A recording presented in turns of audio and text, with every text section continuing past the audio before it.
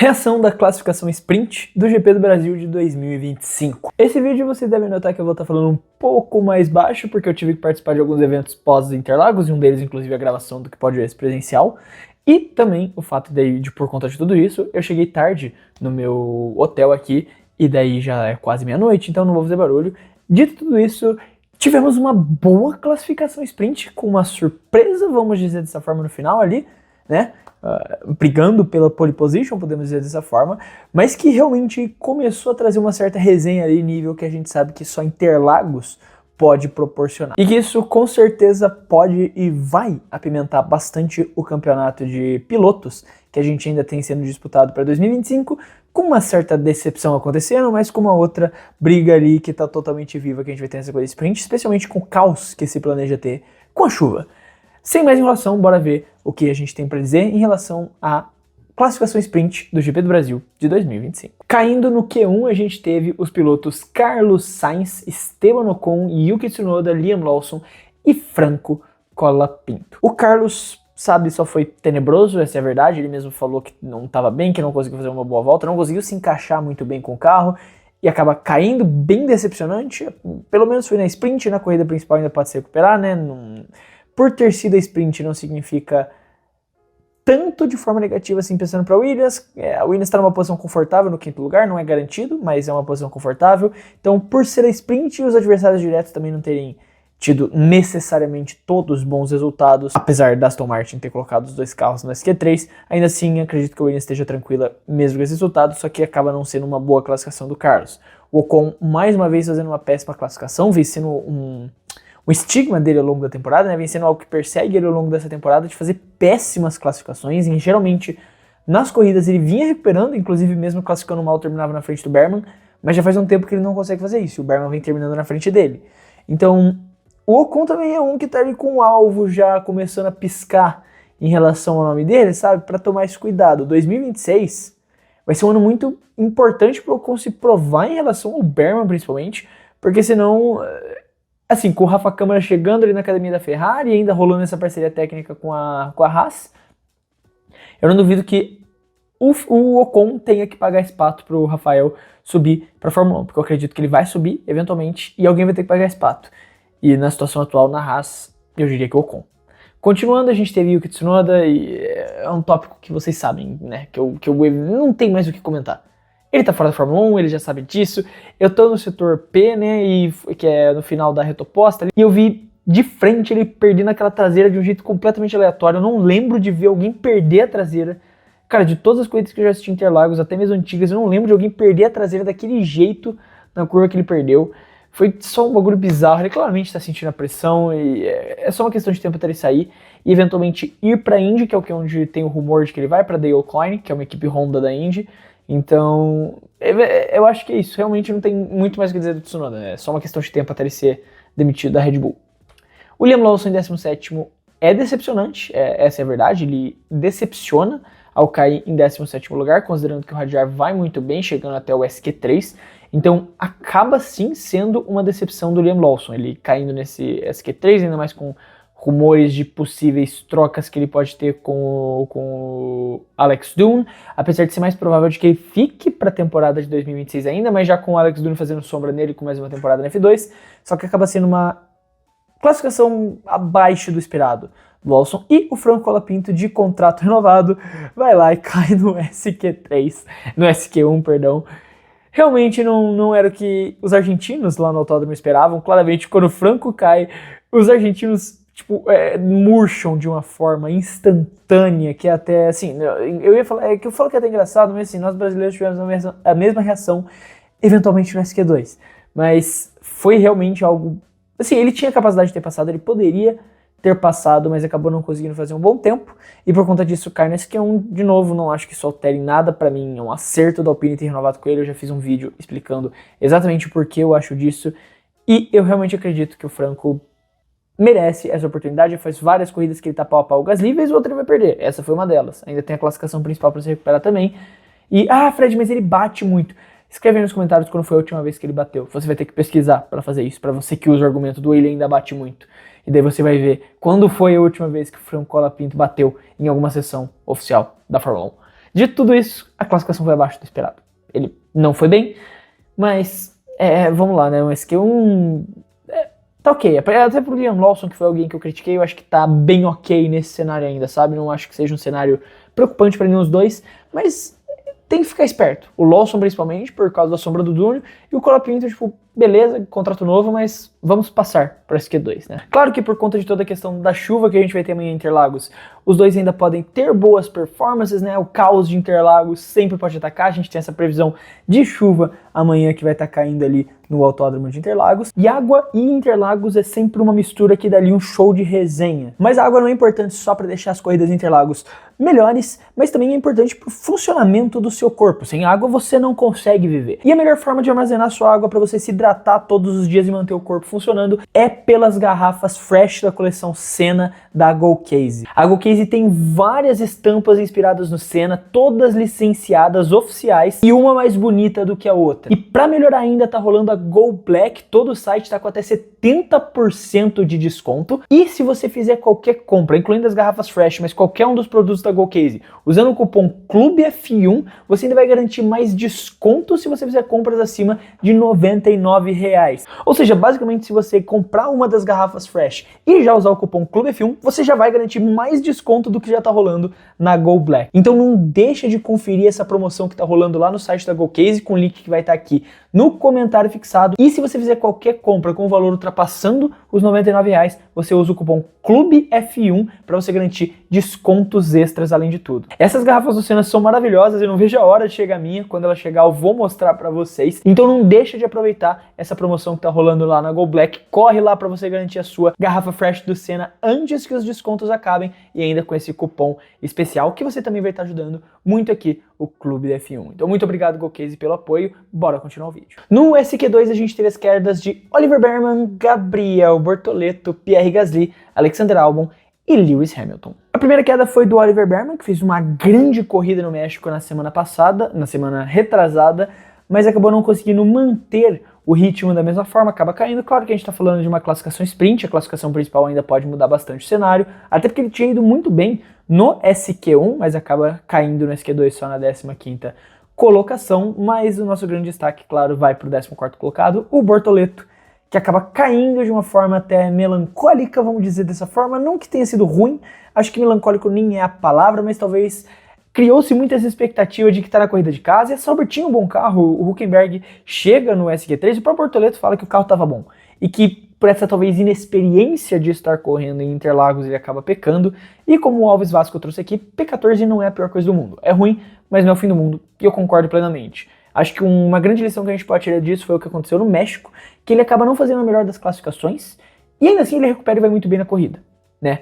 É uma pista que o Bortoleto, claro, ele precisa dessa experiência, ele precisa realmente acumular, ele não conseguiu correr em Interlagos ao longo da carreira, participou só de uma prova da Stock Car, que é completamente diferente de você pilotar um carro de Fórmula 1, então não é o fim do mundo, ainda tem a classificação principal e o carro da Sauber já mostrou que tem capacidade para ir bem na classificação, com o próprio Hülkenberg chegando no SQ3, mas acaba sendo uma queda inesperada. E assim, como eu falei do Colapinto, né, o autódromo inteiro murchou na hora que o Colapinto cai.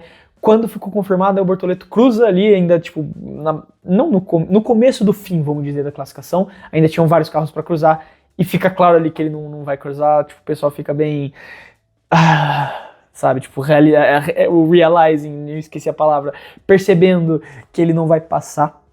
Mas mesmo assim, quando ele passava na pista, todo mundo aplaudia, todo mundo batia palma, todo mundo celebrava, todo mundo entendia a situação. De que não era necessariamente culpa dele, de que não era necessariamente... De certa forma tem a culpa dele, né? Ele acabou não conseguindo extrair 100% do carro, mas não era necessariamente o fim do mundo.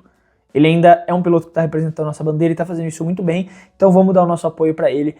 Não foi uma boa classificação, pode melhorar na corrida e torcer para que na classificação principal ele consiga fazer um bom resultado. Seguindo, a gente teve o Pierre Gasly, que fez uma boa classificação, colocar uma Alpine em 13º é sempre um grande feito, é uma pole position para a Alpine, então realmente uma grande classificação do Gasly. O Albon largará de 12º, fez o que pôde, a Williams realmente não está 100% nesse final de semana, é uma posição que coloca ele ali num ponto que ele pode sonhar com os pontos, apesar de ser só a partir do 8º, não acho que o Williams vai se arriscar, se matar por isso, sabe?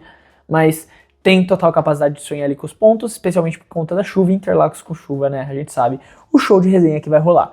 E Lewis Hamilton em 11º, Foi uma queda inesperada, apesar de que no final do SQ2 o Leclerc roda ali no miolo ali de Interlagos, e isso atrapalha não só o Isack Hadjar, que estava passando ali logo atrás dele, como também o próprio Lewis Hamilton, que não tira o pé, ele não diminui a velocidade da maneira que precisava, mas ao mesmo tempo não acelera 100% também, fica aquele meio termo, meia bomba ali que não funciona, e acaba não conseguindo passar pro SQ3. E assim, a Ferrari estava tendo dificuldades já nesse final de semana, a própria rodada do Leclerc ali no final do SQ2 é uma grande prova disso. Então é um final de semana ali mais um abaixo assim da Ferrari, apesar do Leclerc ter passado, a gente vai ver que ele também não fez um grande tempo no SQ3 e o Lewis acaba caindo no SQ2. Por conta dessas circunstâncias, ele acaba sendo de certa forma atrapalhado pelo companheiro de equipe. Poderia, inclusive, ter sido investigado por uma irregularidade, poderia ter sido punido por uma irregularidade nas bandeiras amarelas, mas isso não vai dar em nada, ele só se ferrou com isso, no final das contas. Partindo pro SQ3, o nosso top 10 ficou com Nico Hülkenberg em décimo, Isack Hadjar em nono, Charles Leclerc em oitavo, Lance Stroll em sétimo, Max Verstappen em sexto, Fernando Alonso em quinto, George Russell em quarto, Oscar Piastri em terceiro, Kimi Antonelli em segundo e Lando Norris na pole position. A gente já começa trazendo aqui o comentário do Kozler, Jovem Alonso e Bagre Stroll no Q3, e Hülkenberg dando 101% para levar a Sauber pro Q3, e realmente foi uma grande classificação ali, principalmente do Hulk, levou a Sauber pro SQ3, ainda tá longe das posições de pontuação, né, tá duas posições atrás, com o caos da chuva que provavelmente vem, ainda pode ir bem, né, pode recuperar e tentar fazer alguma coisa, né, tentar resenhar ali, já que ele resolveu acordar desde o GP dos Estados Unidos, o Hülkenberg resolveu acordar, voltar a competir, que ele não estava competindo desde o GP da Grã-Bretanha, onde ele conquistou o pódio. E as duas Aston Martins foram uma grande surpresa. O Alonso, inclusive, liderou o SQ2, né, terminando os tempos do SQ2, ele foi o líder, e aqui ele coloca o carro em quinto lugar na frente do Verstappen. O Stroll também fez uma grande classificação, largando de sétimo lugar. Então, realmente, grande classificação das Aston Martins, que se colocam numa posição muito boa nessa briga pelo P6. Né? Não é impossível que eles cheguem na Williams pelo P5, mas a distância é bem grande. Então, eles estão numa briga muito grande pelo P6 com Racing Bulls, com Haas. Então, tá rolando essa briga ali na parte de trás da tabela, e esses são pontos importantes para uma equipe como a Aston Martin tentar sonhar com esse título que seria o P6 ali na temporada de 2025. O Isack Hadjar vai largar de nono lugar, uma boa classificação do Isack, que fazia tempo que ele não vinha tendo um grande destaque, especialmente no final de semana ali que os dois principais concorrentes dele foram bem abaixo, o Verstappen também não conseguiu extrair 100% do carro, ele fica ali por baixo dos panos, mas como uma grata surpresa para Racing Bulls, colocando o carro ali em nono lugar, o carro claramente não tá tão bem assim, mas ele coloca o carro numa boa posição para tentar pontuar e torcer ali para quem sabe uma das Aston Martins não vai mal e ele consegue carimbar uma pontuaçãozinha, sabe? Em oitavo lugar a gente tem o Charles Leclerc, que é a Ferrari, cara, eu nem vou me alongar muito, mas a Ferrari só tá aí para existir nessa classificação sprint.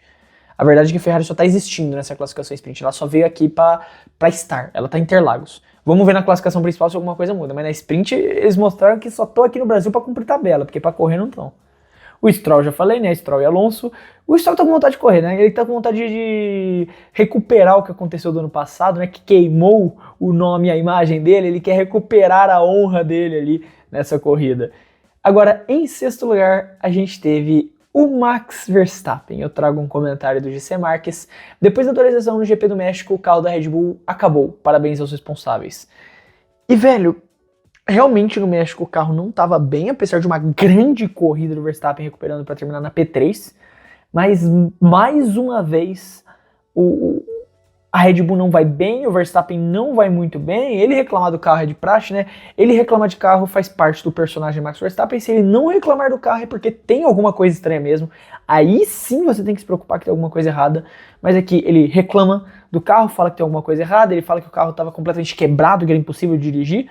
Mas assim, ele também só saiu e fez só uma volta no final do SQ3, não sei se ele tá guardando o pneu para a classificação principal, acredito que talvez seja isso, ou pensando para a corrida, guardando o pneu, mas ele só faz uma volta no SQ3, no finalzinho ali ainda, então se ele errasse, se ele não fosse 100%, ele não poderia melhorar, e isso, assim, de certa forma, pune ele um pouco. Não sei se era a estratégia mesmo, de daí tentar ter esse pneu macio extra para a corrida e tentar fazer uma estratégia surpresa, mas claramente isso fere ele e coloca ele numa posição muito atrás do que outros concorrentes, né? Não só das McLaren, mas das Mercedes, que se provaram estar muito bem nesse final de semana, podendo, quem sabe, ali brincar com as McLaren pela vitória. Mas o fato é que isso desanima em questão à disputa do campeonato. Claro que os pontos de verdade vêm na corrida principal, mas ainda assim você terminar em sexto lugar, vamos supor que ele não ganhe posições, que ele termine em sexto lugar. Claro que com chuva eu acredito que ele vai conseguir posições, ele realmente consegue fazer isso na chuva, o cara é um monstro na chuva, mas se ele não conseguir alguma coisa, tira um pouco ele mais da disputa do campeonato, porque você perde 6 pontos, sabe, uma vitória, uma diferença de uma vitória para o segundo colocado ali, praticamente, é 7 na verdade, mas 6 pontos tá quase ali, pro Lando Norris, que é o líder do campeonato, então não é o ideal. Vamos ver se ele consegue remar, recuperar e conter os danos dessa classificação. A gente teve aí um top 4 bem curioso, né, com George Russell em quarto, Oscar Piastri em terceiro, Kimi Antonelli em segundo e Lando Norris em primeiro. E o primeiro comentário que eu vou trazer para vocês é do Cauã 5, e pouco a pouco esse campeonato está indo para o Lando, o Piastri precisa reagir. E é verdade, apesar de que aqui eu nem acho que o Piastri foi mal. Eu não acho que o Piastri foi mal, ele ficou, apesar de não ser o ideal, ele ficou por volta de 2 décimos do Norris. É um tempo de classificação ok para você ficar atrás do seu companheiro de equipe, claro. O problema é que a gente teve um Kimi Antonelli insano aparecendo aqui do nada, colocando o carro no meio, e que dificulta um pouco a vida do Piastri. Não sei como vai estar em ritmo de corrida ainda, mas assim, a gente já sabe que a gente está num regulamento muito difícil de ultrapassar, é muito difícil de fazer ultrapassagens, em chuva isso se torna mais difícil ainda. Então, o Piastri precisa tentar ganhar uma vantagem na largada, precisa torcer talvez ele pro Norris largar mal, pro Antonelli não conseguir fazer uma boa largada, ou às vezes dar um tropico entre os dois ali na primeira curva, e ele ganhar a posição a partir disso. O fato é que o Piastri não está mal, ele não fez uma má volta, ele não estava mal, mas o Lando estava muito melhor, e o Antonelli estava insano, e colocou o carro entre os dois. E é um sinal de alerta. Claro, de novo, sprint. Se ele termina, vamos dizer, em terceiro, aqui agora, ele perde 2 pontos pro Norris, então chega no domingo 3 pontos atrás, que significa que se ele vencer a corrida ele ainda é o líder. Não é o pior cenário do mundo. Mas o problema é se isso acontece na corrida. Aí eu concordo plenamente com o Cauã. Agora, falando do Antonelli, a gente tem alguns comentários sobre o Antonelli, como o João Pedro trouxe. O Antonelli P2 com a bênção do Ayrton Senna. É uma brincadeira em relação, né, caso você não tenha visto, durante essa semana, quando o Antonelli chegou, o hotel que ele estava era próximo ao cemitério que o Senna estava enterrado, e ele foi lá fazer uma visita. Ele foi até o túmulo do Senna, falou algumas palavras, ele leu um livro lá próximo ao túmulo do Senna também. E daí o pessoal tá brincando que ele foi abençoado em relação a isso, e ele já sempre se declarou um grande fã do Senna, e essa era a primeira vez dele no Brasil. É a primeira vez que ele visitou o Brasil, ele sempre disse ser muito fã do Ayrton Senna, então aproveitou para fazer essa visita, e o pessoal tá brincando que ele recebeu a bênção do Ayrton. Mas falando um pouco mais sério, a gente tem o comentário do Cage aqui, todo mundo cantando vitória do Norris. Enquanto isso, o Antonelli começando em segundo setor, começando o segundo setor em volta rápida, quase estragou a festa, pena que errou, perdeu 1 décimo e ficou em P2 por mísero 0.097 segundos, mas ainda assim foi uma baita classificação do garoto, e esse é um ponto que precisa ser comentado, porque foi uma baita de uma classificação do Antonelli, e na chuva ele é muito bom. A gente falou disso no vídeo de previsões, a gente conversou sobre isso no vídeo de previsões. Na chuva, o Antonelli é um monstro. Esse cara é muito bom na chuva e ele estava bem. O cara estava muito bem. Por um errinho, ele não consegue essa pole position surpresa. De novo, seria em sprint. A outra pole position dele foi na sprint de Miami, né? Cara, mas ele tá muito bem. Se ele larga bem, ele pode resenhar essa coisa de sprint. Mesmo se ele não largar bem, ele pode tentar uma manobra pra cima, porque essa Mercedes parece que veio pro Brasil. A Mercedes 880, né? Tem corrida que ela é muito ruim, tem corrida que ela é muito boa. Dessa vez ela estava no modo muito boa, e o Antonelli se encontrou muito bem no Brasil, o que é bem surpreendente, considerando que os novatos, de certa forma, não foram tão bem, com exceção ali dele e do Hadjar, que conseguiu chegar no SQ3, mas os novatos não necessariamente atingiram o potencial que você esperava deles. O Antonelli não. O Antonelli destruiu nessa classificação e merecidamente está em segundo lugar e podendo brigar por essa vitória na sprint. A primeira vitória mesmo que não seja oficial dele. E o Guilherme Place 21 trouxe: é comprovado, o Antonelli só sabe pilotar em pista com o dióxido de titânio. Mais uma vez, eu fiz um vídeo trazendo fatos e argumentos comprovando que o Antonelli só pilota em pistas com dióxido de titânio. Mais uma vez, o homem está pilotando e muito em uma pista onde o dióxido de titânio é permitido. O Arthur Furtado 9721, né, torcedor do Lando Norris declarado aqui, e fã do Clube da F1, disse que o Lando Norris está calando a boca de quem duvidou, né, Fred? O Lando Norris se encontrou. O Lando Norris, ele tá tomando uma decisão, entre muitas aspas, simples, que mudou completamente o rumo desse campeonato, que é entender a situação psicológica dele. Eu tenho um canal secundário, o Fred Girls, que eu recentemente discuti uma frase que ele falou. Cara, ser campeão mundial não é minha prioridade. Se acontecer, eu tô feliz. Mas minha prioridade é viver minha vida.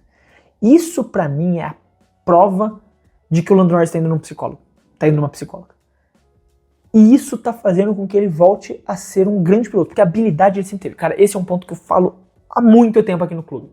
O Norris sempre teve a habilidade, o nível, a qualidade de um bom piloto ele sempre teve. O único problema é que ele não tinha cabeça, ele não conseguia botar a cabeça no lugar para funcionar. E agora ele conseguiu. Ele parece estar se encontrando. Ele encontrou uma cama de conforto, um espaço, um porto seguro que é, cara, o que acontecer, aconteceu. Eu vou dar o meu melhor. Se eu não ganhar, eu tentei. Sabe, colocar esse pensamento na sua cabeça muda completamente o jogo. Se você, pra qualquer coisa da sua vida, sabe, sempre dê o seu melhor, mas entenda que nem sempre você vai vencer. Se você não venceu, você pode pelo menos dormir com a cabeça tranquila, sabendo que você deu o seu melhor. E é isso que importa. E é isso que o Lando Norris percebeu. E essa diferença na cabeça, no psicológico dele, que tá fazendo ele ter esses resultados melhores. Que tá fazendo ele conseguir boas corridas, boas entregas. E naquele vídeo eu elogiei, eu falei, cara, ele tá certo, eu não concordo necessariamente com o que ele tá falando, mas ele está certo na linha de raciocínio. Ele está colocando a cabeça dele num lugar pra tipo, meu irmão, se eu perder, se eu ganhar, nem quem perder, nem quem ganhar, eu esqueci até o resto da frase, cara, minha cabeça não tá funcionando direito, tá muito tarde aqui, mas tipo, nem quem perder, nem quem ganhar, vai ganhar, eu esqueci, vocês sabem de que frase eu tô falando, vocês sabem do meme, mas o Lando Norris, ele entendeu, tipo, cara, se eu não ganhar, tá tudo bem, eu vou dar meu melhor. Enquanto o Piastri parece que tá tendo certas dificuldades ainda em entender isso. O Lando, com a experiência dele, tá conseguindo extrair esse máximo e consegue uma pole muito boa que coloca a faca e o queijo na mão dele mais uma vez para tentar disputar esse título. Para ampliar a vantagem dele no Campeonato Mundial. E por fim, mas não menos importante, a gente tem o comentário do Kiriuchi. Precisamos de uma chuva urgente amanhã para ter a resenha. E meu amigo, eu te garanto que vai chover. E se o Instituto Meteorológico do Brasil estiver certo, não vai só chover, vai cair o mundo em Interlagos. Eu te garanto que essa é a receita ideal para uma corrida resenha. Mas aí tá as reações da classificação sprint do GP do Brasil de 2025. Quero saber, como sempre, a sua opinião. Não esquece de deixar lá aí nos comentários se você gostou, não gostou, o que você mudaria do que eu disse. Eu sempre quero saber o que vocês têm a dizer. Lembrando que também, se você gostou do vídeo e quiser ajudar o Clube da F1, você pode fazer isso se inscrevendo no canal, porque ajuda muito a poder continuar produzindo todos esses vídeos aqui para vocês. Importante lembrar também que tá rolando a Go Black da Go Case, não esquece de clicar aqui no comentário fixado no link que vai te levar lá para a página para você olhar todos os produtos que eles têm, incluindo essas garrafas fresh da coleção Senna, que são maravilhosas, eu mal posso esperar para mim chegar aqui para eu mostrar para vocês, e que qualquer compra acima de R$99 você pode usar o cupom CLUBEF1, que vai te garantir mais descontos especiais. No mais, eu quero deixar um abraço para você que ficou até aqui e até o próximo vídeo.